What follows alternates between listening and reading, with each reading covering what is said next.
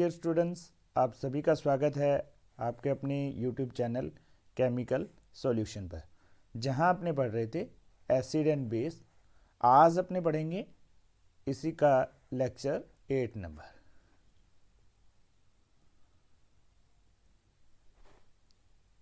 आज का हमारा मुख्य टॉपिक रहने वाला है लुईस कंसेप्ट भी, Lewis concept of acid and base. आज अपने मुख्य टॉपिक के रूप में पढ़ेंगे।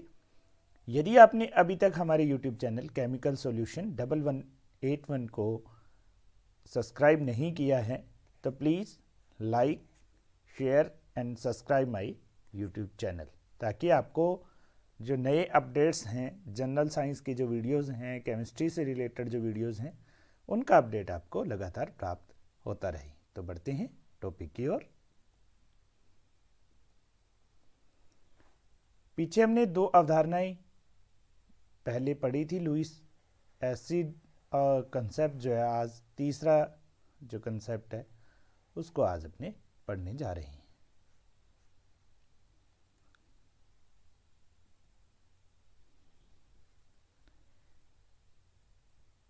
लुईस ने 1923 के अंदर इस अवधारणा को, इस कंसेप्ट को क्लेरिफाई किया। उनके अनुसार जो एसिड्स हैं वे पदार्थ हैं जो इलेक्ट्रॉन युग्म को ग्रहण करते हैं, या अपने कहें कि इलेक्ट्रॉन युग्म ग्राही जो होंगे, अपने कहें कि इलेक्ट्रॉन पेयर एक्सेप्टर जो होंगे, वे क्या कहलाते हैं? आपके एसिड्स कहलाते हैं। ये क्या कहलाएंगे? एसिड कहलाते हैं। जैसे एग्जाम्पल के रूप में अपने देखना चाहें तो हमारे पास लुईस एसिड्स के जो एग्जाम्पल हैं वे रहते हैं BF3 है, AlCl3 है, Mg+2 है, Na+ है। ये सभी क्या हैं? आपके लुईस एसिड के उदाहरण हैं। तो देखिए, जैसे BF3 था तो ये क्या कर रहा है, यहाँ यदि अपने देखें तो NH3 जो है, इसके पास लोन पेयर ऑफ इलेक्ट्रॉन्स हैं, इसको ये गेन करने की पावर रख रहा है। तो देखिए BF3 जो है वह यहाँ नाइट्रोजन के पास जो लोन पेयर है उसको क्या कर रहा है? एक्सेप्ट कर पा रहा है, एक्सेप्ट करने की पावर रखता है, इसलिए ये लोन पेयर एक्सेप्टर हुआ। तो इसको हम कहेंगे लुईस एसिड। देखिए नेक्स्ट अपने देखते हैं लुईस जो एसिड हैं उनका क्लासिफिकेशन। लुईस जो अम्ल हैं उनका अपने क्लासिफिकेशन पढ़ते हैं। लुईस ने जो अम्ल थे उनका निम्न प्रकार से वर्गीकरण किया, जिसमें उन्होंने 3 टाइप्स इसके रखे।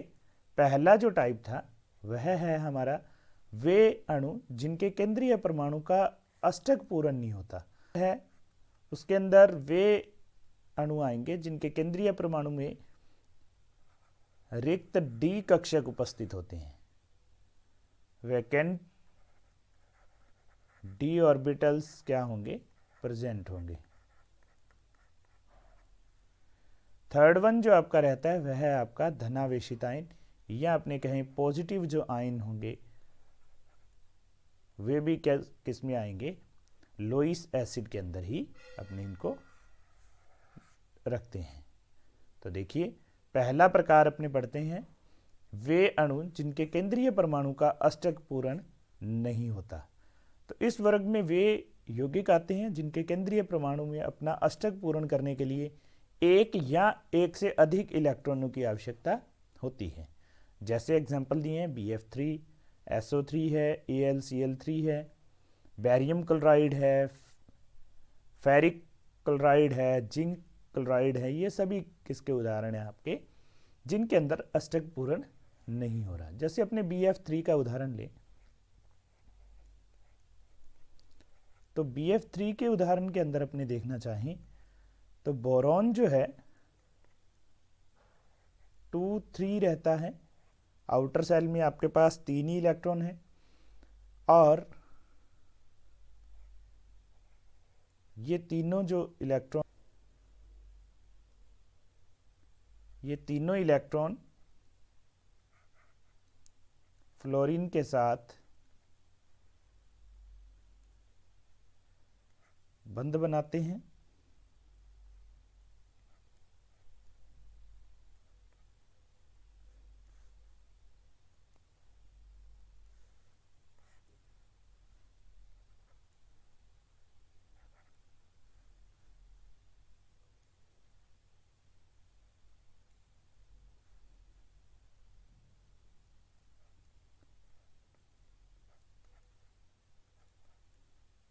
तो यहाँ आपने देखेंगे कि जो बोरॉन है उसके पास यहाँ जो बंध बनाने के बाद में केवल 6 इलेक्ट्रॉन ही उपस्थित होते हैं।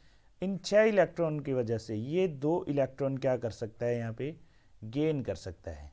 यहाँ आपने कहें कि 1 पेयर ऑफ इलेक्ट्रॉन्स को ये क्या कर सकता है, गेन करने की पावर रखता है, इसलिए ये क्या है, लुईस एसिड कहलाता है। तो बढ़ते हैं इसके दूसरे प्रकार की ओर। दूसरा हमारा जो रहता है प्रकार, उसमें है कि वे अणु जिनकी केंद्रीय परमाणु में रिक्त डी कक्षक होते हैं, जिनके पास रिक्त डी कक्षक उपस्थित होते हैं। डी वैकेंट ऑर्बिटल्स वाले जो कक्षक हैं, जो यौगिक हैं, वे भी लुईस क्षार से क्रिया करके क्या बनाते हैं, इलेक्ट्रॉन युग्म ग्रहण करके उनसे कोऑर्डिनेट बॉन्ड या अपने उपसहसंयोजक बंध बनाने की क्षमता रखते हैं। सल्फर जो है 286, यहाँ पे भी अष्टक पूरा करने के लिए इसके पास कितने इलेक्ट्रॉन को ये ग्रहण कर सकता है, 2 इलेक्ट्रॉन्स को ये ग्रहण कर सकता है।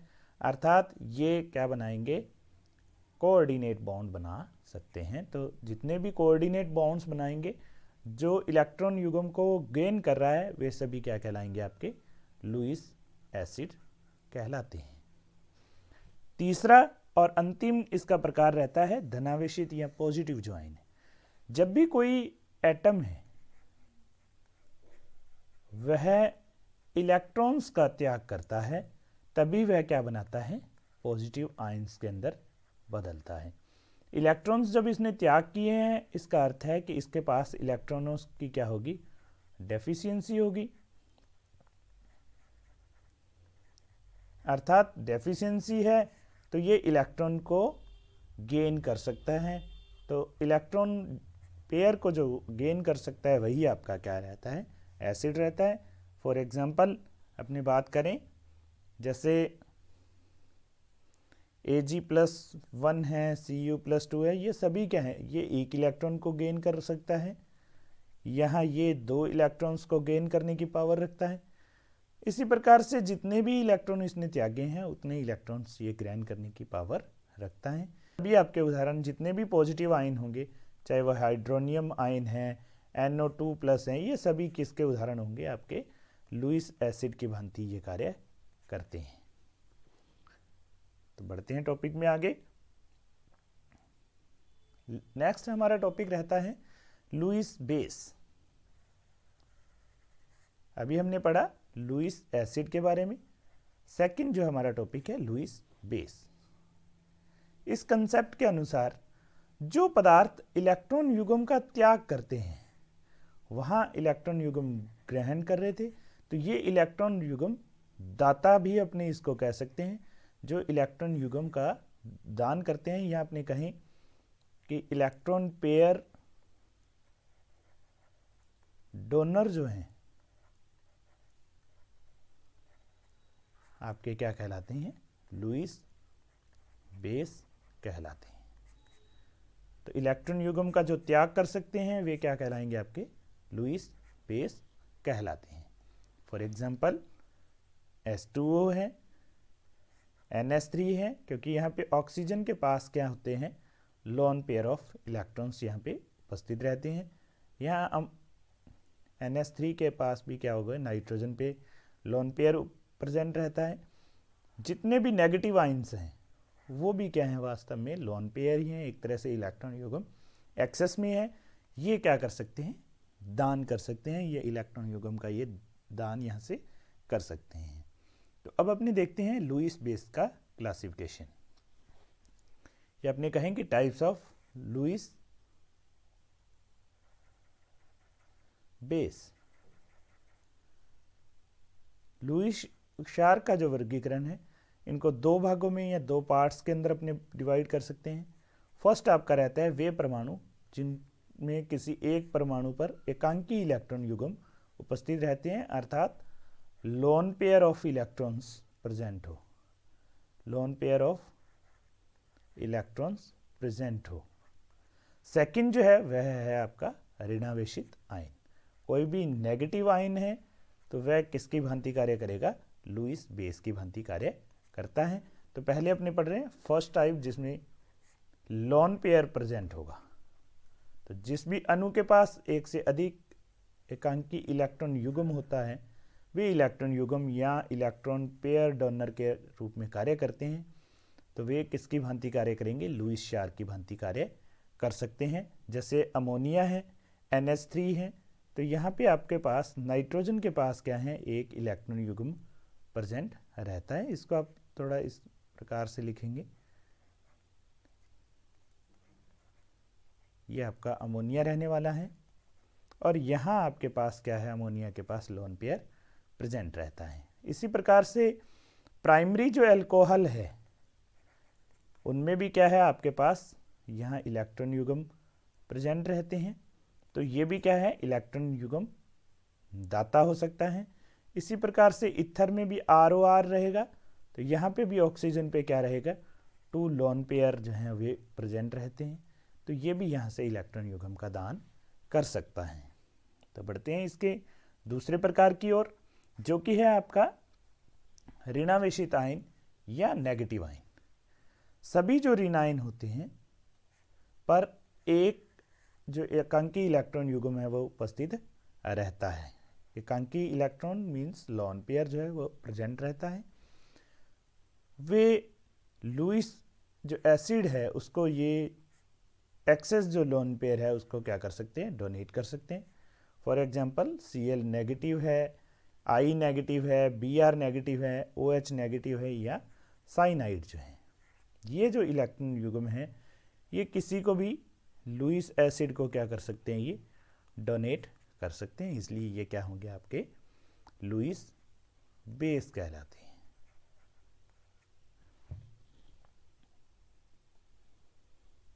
ये जो बातें थी ये सभी आपकी लुईस एसिड व बेस के बारे में थी। अंतिम इसके जो मुख्य गुण कहें या इसकी मुख्य विशेषता कह दें, लुईस जो कंसेप्ट है उसकी मुख्य विशेषता की ओर बढ़ते हैं। इस अवधारणा के द्वारा हम हाइड्रोजन रहित जो पदार्थ हैं के अम्लीय व क्षारीय जो गुण हैं की व्याख्या, गुणों की व्याख्या कर सकते हैं। क्योंकि जो हमने पीछे कंसेप्ट पढ़ा था जिसके अंदर ब्रांस्टेड-लोरी ने जो बताया था वह केवल हाइड्रोजन आयन के आधार पर बताया था। तो यहाँ अपने जैसे अपने अभी पढ़ा है जो अंतिम जैसे Cl नेगेटिव है, केवल Cl नेगेटिव को अपने कहना चाहें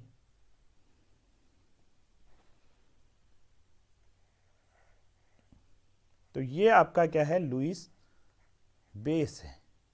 जबकि यहाँ पे हाइड्रोजन आयन कहीं पे भी उपस्थित नहीं है, क्योंकि ये इलेक्ट्रॉन युग्म दान करने की क्षमता रख रहा है, इसलिए ये लुईस बेस है। इसी प्रकार से यदि अपने बात करना चाहें Ag+2 की, तो ये क्या है? लुईस एसिड है। जबकि यहाँ पे कहीं पे भी हाइड्रोजन उपस्थित नहीं है। तो केवल धनायन और ऋणायन के आधार पे भी हम इस अवधारणा के द्वारा एसिड और बेस की जो गुणों की व्याख्या है वह कर सकते हैं। तो आशा करता हूँ आज के लिए इतना ही।